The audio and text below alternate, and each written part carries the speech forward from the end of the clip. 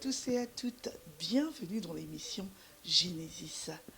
Nous sommes au terminus de l'année 2024 et oui, une année marquée par des périodes de joie, de bonheur, mais également de tristesse, de difficultés, de tumulte.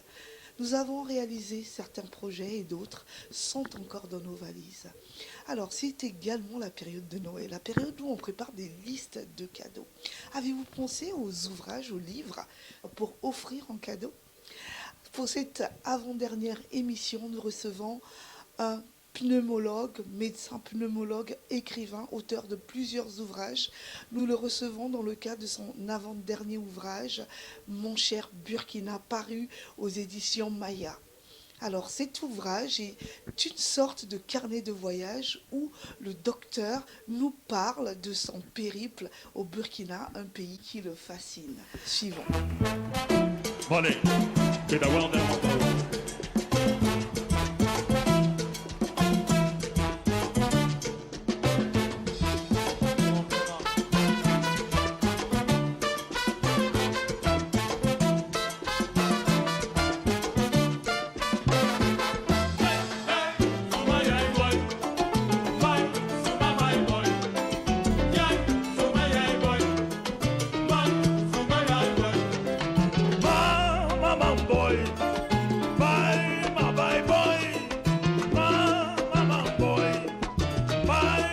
Bonjour docteur. Bonjour madame. C'est un plaisir de vous recevoir aujourd'hui sur le plateau de Genesis. Comment allez-vous à la veille de ces festivités de fin d'année ? D'abord, j'aimerais vous remercier de m'avoir invité sur votre plateau d'émission. Donc, mon nom c'est Thierry Paul Ifunza, médecin pneumologue congolais. Je suis très ravi de me présenter devant vous. Alors, la première question qui me vient à l'esprit, docteur, vous êtes congolais, vous êtes originaire du Congo. Pourquoi avoir choisi d'écrire un livre sur le Burkina ? Alors, j'ai décidé d'écrire le livre intitulé Cher Burkina parce que c'est une passion. Toute mon enfance, j'ai été donc passionné par l'histoire de ce pays qui a été dirigé par Thomas Sankara, un héros africain, un héros du peuple. Et durant toutes mes études d'enfance au Congo jusqu'à mes études supérieures en Europe, Thomas Sankara a toujours été pour moi et comme tous les Africains de mon âge, une icône. Et c'est pour cela que je rêvais toujours un jour de visiter ce pays, le Sahel, afin de savoir un petit peu les ressorts de tout ce qui anime ce pays. Dans le livre, il y a un mot qui revient régulièrement, la jeunesse. On a l'impression que vous êtes fasciné par la jeunesse burkinabé. Parlez-nous un peu de cette fascination pour la jeunesse burkinabé. Et quand je suis arrivé sur place, j'ai été vraiment impressionné par le niveau d'organisation et surtout la prise de conscience. Dans les quartiers, dans les lieux publics, par exemple au musée, au mémorial de Mont Sankara, on voit régulièrement des jeunes venir en masse, soit seuls, sous ce lieu historique. Et j'ai eu l'avantage, quand je suis arrivé sur place, un frère congolais au nom de Marcel Panucci, qui est installé dans ce pays depuis 7 ans, Marie a pu quand même me guider. Et on a rencontré les associations des jeunes. Et je peux dire que la jeunesse, vraiment, est très éveillée. Il y a également cette partie culturelle où le FESPACO, les festivals liés à la culture qui sont aussi vraiment d'une forte densité. Effectivement, le Burkina Faso, plus particulièrement sa capitale Ouagadougou, c'est un centre culturel où se tient le festival du cinéma africain, le FESPACO. Donc tous ces lieux culturels, j'ai eu à les visiter, à m'imprégner surtout de ce qui se passe réellement, FESPACO, le salon de l'artisanat, et tous ces lieux publics forment vraiment la vie culturelle du pays. Et la question que je me pose, moi, vous êtes docteur, vous êtes pneumologue, quelle est cette passion que vous avez et vous exercez ici en France, et quelle est cette passion pour l'Afrique ? Parce que vous restez quand même un grand passionné de l'histoire africaine. Oui, je suis un franco-congolais, donc je n'ai jamais oublié mon origine, et je ne suis pas indifférent au sort qui se passe chez nous en Afrique. Donc, dans mes heures libres, je me suis toujours intéressé à ce qui se passe réellement en Afrique et puis également au Congo-Brazzaville.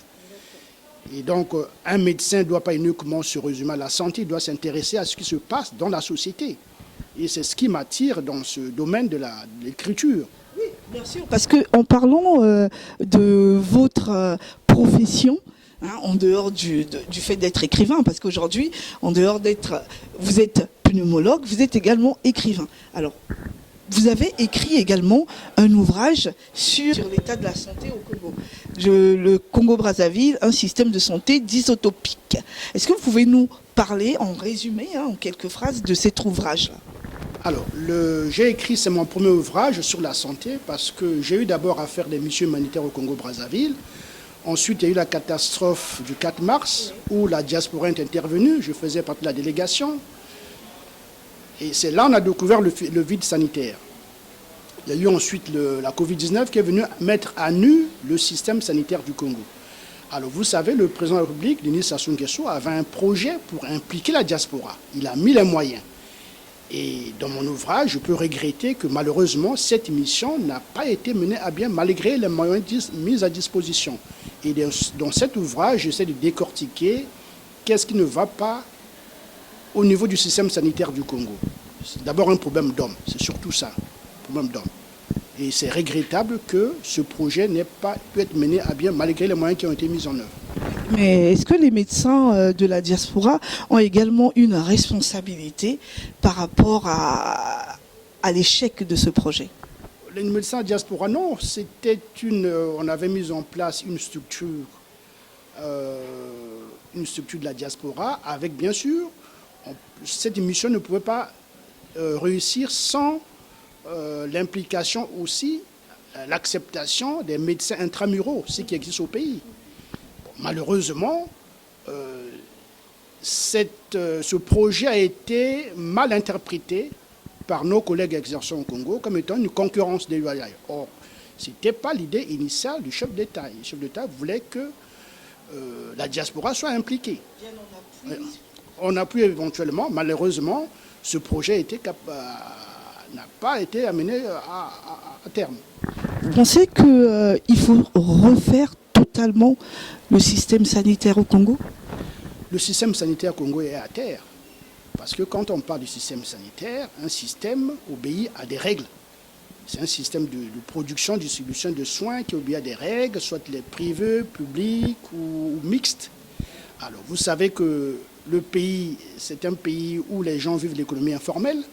Donc, l'État doit être le principal distributeur de soins et régulateur des soins. Il y a aussi ce problème de la couverture maladie. Donc, sans couverture maladie, il y a une inégalité d'accès aux soins. Le Congolais sera condamné à vivre, à ne pas recevoir des soins adéquats. Donc, c'est d'abord la responsabilité première de l'État qui doit être le régulateur et le producteur de soins. Malheureusement, sans la coordination avec les médecins intramuraux, la diaspora ne peut rien faire. Et nous étions confrontés à ce problème. C'est une déception. Nous espérons qu'un jour, nous pouvons reprendre ce projet qui a été avorté. Un projet qui a été avorté en parlant de la santé du Congo-Brazzaville. Est-ce que vous avez également visité les hôpitaux au Burkina Faso? Vous avez revu certainement vos collègues parce que vous le décrivez dans votre ouvrage. Quel est, si on peut parler de comparaison, de système sanitaire entre le Burkina Faso et le Congo-Brazzaville? Alors, j'ai effectivement eu à visiter 2 structures sanitaires au Burkina Faso. Le plus important, c'est le CHU Bogodogo. J'ai un médecin qui est un écrivain comme moi qui m'a fait visiter. Et je peux dire que ma déception était grande quand je le compare avec le système congolais. C'est un hôpital qui a été reconstruit en 2009, donc c'est tout à fait récent. Il y a eu quand même quelques traits architecturaux qui m'ont vraiment impressionné. D'abord, c'est des structures à 2 niveaux. Donc, il y a des rampes, ce qui permet de transférer les malades au premier étage sans difficulté. Chaque bâtiment est relié par des passerelles. Donc, en cas de pluie, Il n'y a pas ce problème de transfert des malades. Et puis, sur le plan organisationnel, au niveau du plateau technique, n'est pas comparable à celui du Congo-Brazzaville. La formation, pareil. Là-bas, ils ont mis en place des formations de base, comparativement au Congo, où nous avons commencé à former nos médecins en 81, la première promotion. Et jusqu'à aujourd'hui, le Congo forme une vingtaine de médecins par an, ce qui est tout à fait déplorable. Alors, docteur, pour le mot de fin, je vous tends le micro et je vous laisse vous exprimer face aux Congolais. Chers compatriotes, je viens de vous présenter mon ouvrage intitulé Cher Burkina. Il n'est pas exclu qu'au cours des prochaines années, je puisse publier un ouvrage qui pourrait s'intituler Cher Brazzaville, Cher Wesso, Cher Makwa. J'en profite également pour vous annoncer que d'ici quelques jours paraîtra mon premier roman qui s'intitule Lumière de Saint-Avold. Bientôt les fins d'année, je profite pour vous souhaiter de très bonnes fêtes de fin d'année en famille et à nous revoir en 2025 avec de nouveaux projets. Nous arrivons au terme de cette émission comme au terme de l'année 2024. Merci d'avoir suivi l'émission Genesis. Merci de nous avoir accompagnés durant plusieurs années dans cette émission. Vous qui êtes des abonnés fidèles à l'émission Genesis, je vous dis merci et je vous souhaite de très bonnes fêtes de fin d'année. Je voudrais également lancer un appel aux sponsors parce que cela fait aujourd'hui 7 ans que nous tournons, que nous coproduisons cette émission. Nous aimerions également être accompagnés dans les années à venir. Alors, très bonne fête de fin d'année à vous. Surtout, cultivez encore votre bonheur. Malgré les difficultés, nous devons nous accrocher. Je vous dis à très bientôt et bonne année. Ciao. Bye bye. Vanessa Nguema. Il va falloir se quitter. Merci à vous d'être restés. Genesis déjà terminé. Surtout ne pas oublier. Cultivez votre bonheur. On se retrouve dans la bonne humeur.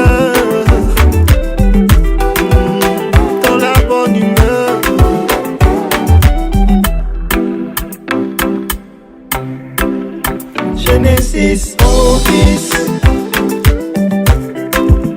générique Orbis, Genesis Orbis, générique Orbis. Vanessa Nguema, Genesis, Genesis Orbis. Générique Orbis, Genesis Orbis, générique Orbis, Genesis Orbis.